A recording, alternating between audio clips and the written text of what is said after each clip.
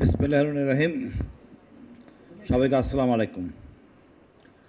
আমি বিপ্লবটাই দেখি বিশাল বিপ্লব, নিষ্কণ্টক 24 ক্যারেট সোনার মতো।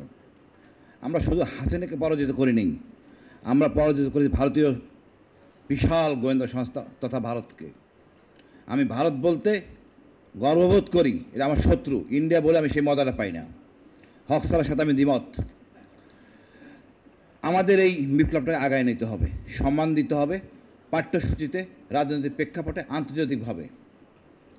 আমাদের চেতনায় থাকতে হবে ফেলানির ঝুলন্ত লাশ ভারতের আধিপত্যবাদ থেকে মুক্ত বাংলাদেশ।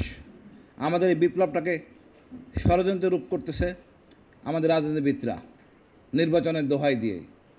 আগে আমরা সংবিধানটা ঠিক করি, আগে আমাদের শাসক সংবিধান করত। আমরা চাই এই বিপ্লবের সাথে জড়িত জনগণ সংবিধান বানাবে, যে আমাদের শাসক আমাকে কীভাবে শাসন করবে। আমরা ওনাদের বানায় দেওয়া সংবিধান আমরা মানব না, আমরা বানায় দেব আমাদের সংবিধান। এইভাবে আমার শাসক চলবে। আমি এই হায়না পুলিশ দেখতে চাই না, আমি সেবক পুলিশ দেখতে চাই। এর জন্য যা করণীয় দরকার সেভাবে করতে হবে। আমি বিচার ব্যবস্থাকে তৃণমূলের জনগণের ক্ষতি থেকে আনতে হবে। ওই সিএমএম কোর্টে এই বিচার হয় না, সম্ভব না। আমাদের ডক্টর ইউনূসকে 8 তালা হেঁটে উঠতে হয়েছে এই অরাজকতা, এই অনৈতিকতা থেকে মুক্তি পেতে হবে। এই ছাত্র সমাজই পারবে দেশটাকে ঠিক করতে, আগামী দিনের ভবিষ্যৎ। আমাদের তাদের সাথে নিয়ে এই বিপ্লবটাকে ধারণ করতে হবে। আমাদের সবসময় মনে রাখতে হবে ভারত আমাদের শত্রু, তার আধিপত্য থেকে আমাদের মুক্ত হতে হবে। চেতনায় থাকতে হবে ফেলানির লাশ, ঝুলন্ত লাশ। আর এটা যতক্ষণ না থাকবে আমরা সামনে যেতে পারবো না। রাজনীতিবিদদেরকে আমাদের এই ঐক্যের মধ্যে আনতে হবে।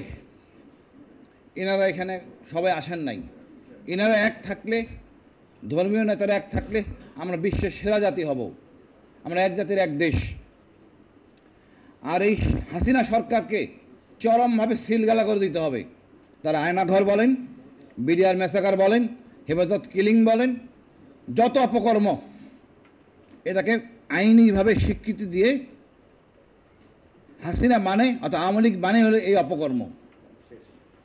আমি সবার উন্মুক্ত আহ্বান করব, আমরা এক হই, সেনাবাহিনী, জনগণ সবাই আমরা এক হয়ে দেশটাকে সুন্দর করে গড়ে তুলি। এটা সুযোগ পাইছি, আর হয়তো পাবো না।